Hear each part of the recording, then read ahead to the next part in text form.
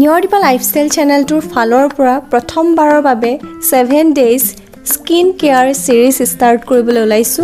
এই 7 days skin care সিৰিজত আমি কেৱল ঘৰুৱা সামগ্ৰীয়ে স্কিন কেয়াৰ ল'ম। আপোনাৰ 1 টকাও খৰচ নহয়। 72,000 ফেমিলি মেম্বাৰ্স বৰ্তমান নিয়ৰদীপা লাইফষ্টাইল চেনেলটোৰ লগত জড়িত আছে আৰু আপুনি যদি হ'ব বিচাৰিছে আমাৰ ফেমিলি মেম্বাৰ তাৰ বাবে আপোনালোকে সাবস্ক্ৰাইব বাটনটো ক্লিক কৰি কাষত থকা ঘণ্টা বাটনটো ক্লিক কৰি দিব।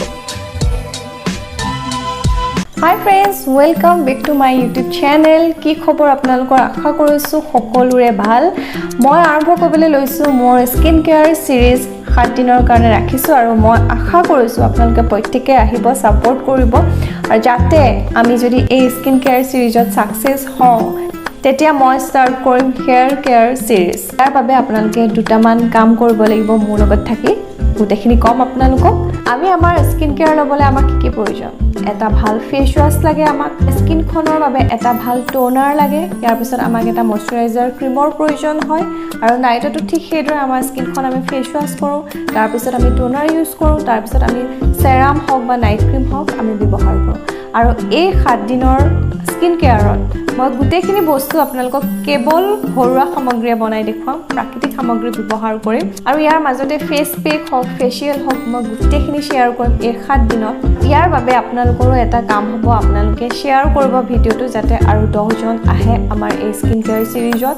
এই 7 দিনৰ কাৰণে আপোনালোকে কোনো ধৰণৰ কেমিকেল যুক্ত প্ৰডাক্ট ব্যৱহাৰ নকৰিব, কেৱল আমি নেচাৰেল বস্তুৱে আমি স্কিন কেয়াৰ ল'ম। মোৰ চেনেলটোৰ উদ্দেশ্যই হৈছে আমি যাতে কেৱল প্ৰাকৃতিক সামগ্ৰীয়ে আমাৰ ছালখনৰ যত্ন ল'ব পাৰোঁ। এনে ধৰণৰ ভিডিঅ' মই আপলোড কৰি থাকোঁ আপোনালোকৰ বাবে। বিদেশী কেমিকেল যুক্ত প্ৰডাক্ট আমি বহুত ব্যৱহাৰ কৰিলোঁ, কিন্তু ইয়াৰ ফলত কি হৈছে ছালৰ সমস্যাবোৰ বাঢ়ি বাঢ়ি গৈ আছে। মাৰ্কেটত আমি যেতিয়া কোনোবা এটা প্ৰডাক্ট দেখোঁ তাত যদি থাকে ধৰক গাখীৰ আছে বুলি আমি যদি গম পাওঁ বা বাদাম আছে বুলি গম পাওঁ বা এল'ভেৰা আছে বুলি গম পাওঁ, তেতিয়া পটককৈ আমি প্ৰডাক্টটো উঠাই আনো, পইচা দি আমি লৈ আহোঁ। সেই প্ৰডাক্টটো আপোনাৰ স্কিনখনত কি কৰিছে কি নাই আমি সেইটো নাভাবোঁ আৰু সেই একেখিনি বস্তু আপুনি ঘৰতে থাকি পাব।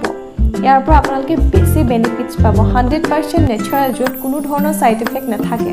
এই স্কিন কেয়াৰ সিৰিজত অইলি স্কিন হওক, ড্ৰাই স্কিন হওক, কম্বিনেশ্যন স্কিন হওক, সেন্সিটিভ স্কিন হওক, সকলো লোকে আহিব পাৰে। মই ইয়াৰ কাৰণে আপোনালোকক কৈ দিম কোনে কোনটো বস্তু কেনেকৈ ব্যৱহাৰ কৰিব পাৰিব। আজিৰ পৰা আমি এটা হেলদি লাইফষ্টাইল ষ্টাৰ্ট কৰিম। এতিয়া লাইফটোতো আমাৰ আগৰ নিচিনা হৈ থকাই নাই, কৰোণা ভাইৰাছ আহিলে ইয়াৰ ফলতো আমাৰ প্ৰত্যেকৰে লাইফত টেনশ্যন, হতাশা, বিভিন্ন ধৰণৰ সমস্যা আহি পৰিছে। আমাৰ ছালখনক ধুনীয়া কৰি ৰাখিবলৈ, আমাৰ শৰীৰটোক সুস্থ কৰি ৰাখিবলৈ ভাল টোপনিৰ খুব প্ৰয়োজন হয়।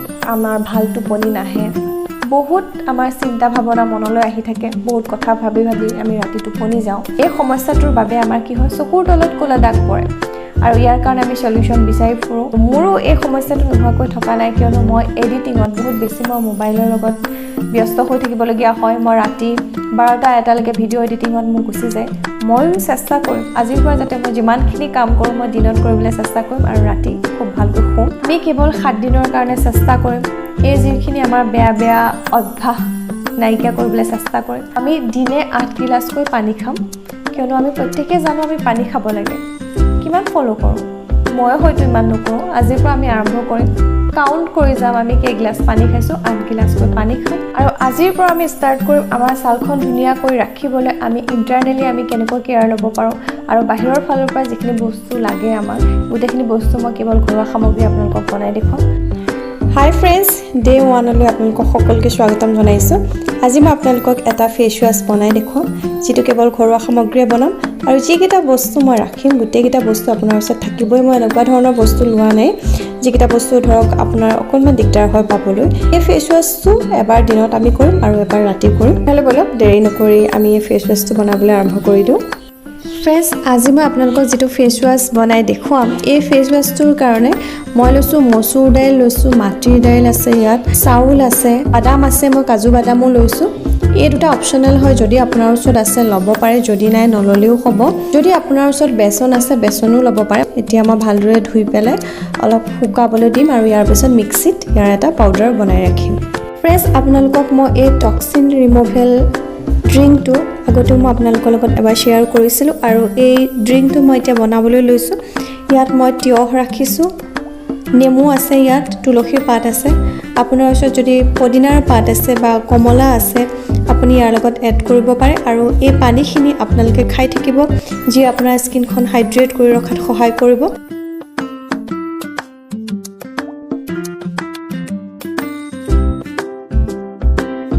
6 ঘণ্টাৰ পাছত আপোনাৰ এই ড্ৰিংকটো ৰেডি হৈ যাব। ফ্ৰেণ্ডছ, এয়া দেখিলে মই পিচি ল'লোঁ। এতিয়া খুব ভালদৰে চালি ল'ম যাতে আমি এটা মিহি পাউডাৰ পাওঁ।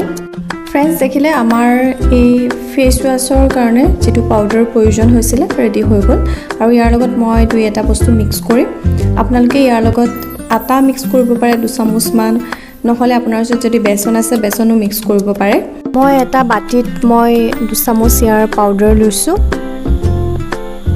এইখিনিতে আপোনালোকক ক'ব বিচাৰিছোঁ যদি আপোনাৰ স্কিনখন চেঞ্চিটিভ স্কিনত পৰে এবাৰ পেটচ টেষ্ট কৰি চাব। যদি আপোনাক ইয়াৰ যিকোনো এটা বস্তু স্কিনত শ্বুট নকৰে তেতিয়া ব্যৱহাৰ নকৰিব। যদি আপোনাৰ স্কিনখন ড্ৰাই হয় তেতিয়া ইয়াৰ লগত আপোনালোকে কেঁচা গাখীৰ মিক্স কৰি ইয়াৰ এটা পেষ্ট বনাই ল'ব পাৰে। যদি আপোনাৰ স্কিনখন অইলি হয় নৰ্মেল পানী বা গোলাপ জল দি পেলাই ইয়াৰ এটা পেষ্ট বনাই ল'ব পাৰে। আৰু ইয়াৰ লগত মই কেশৰ মিক্স কৰিম। যদি আপোনাৰ ওচৰত কেশৰ নাই তেতিয়া আপোনালোকে অকণমান হালধি ইয়াৰ লগত মিক্স কৰিব পাৰে। এতিয়া গোটেইকেইটা সামগ্ৰী খুব ভালদৰে মিক্স কৰি ল'ম। আপোনালোকে যিদৰে ফেচ ৱাছ কৰে ঠিক সেইদৰে আপোনাৰ স্কিনত এপ্লাই কৰিব। আপোনালোকে 2 বা 3 মিনিটৰ কাৰণে এইদৰে আপোনাৰ স্কিনত ঘঁহিব। যিদৰে আপোনালোকে ফেচ ৱাছ কৰে ঠিক সেইদৰে কৰিব। ইয়াৰ ফলত কি হ'ব, আপোনাৰ প'ৰ্ছত জমা হৈ থকা লেতেৰাবোৰ খুব ধুনীয়াকৈ ক্লিন কৰিব, ডিপলি ক্লিন কৰিব আপোনাৰ স্কিনখন। আৰু ইয়াৰ পাছত আপোনালোকে নৰ্মেল পানীৰে ধুই দিব। এই ফেচ ৱাছটো এবাৰ ৰাতিপুৱা আৰু এবাৰ ৰাতি ব্যৱহাৰ কৰিব। আপোনালোকে আজি বনাব এই ফেচ ৱাছটো ব্যৱহাৰ কৰিব আৰু কমেণ্ট বক্সত কমেণ্ট কৰি জনাব আপোনালোকৰ কেনেকুৱা লাগিলে। আৰু আজিৰ ভিডিঅ'টো ইমানতে শেষ কৰিছোঁ। খুব সোনকালে আপোনালোকক লগ পাই আছোঁ নতুন স্কিন কেয়াৰ ৰুটিন লৈ আপোনালোকৰ মাজলৈ আহিম। আজিৰ ভিডিঅ'টো ইমানতে শেষ কৰিছোঁ। ধন্যবাদ।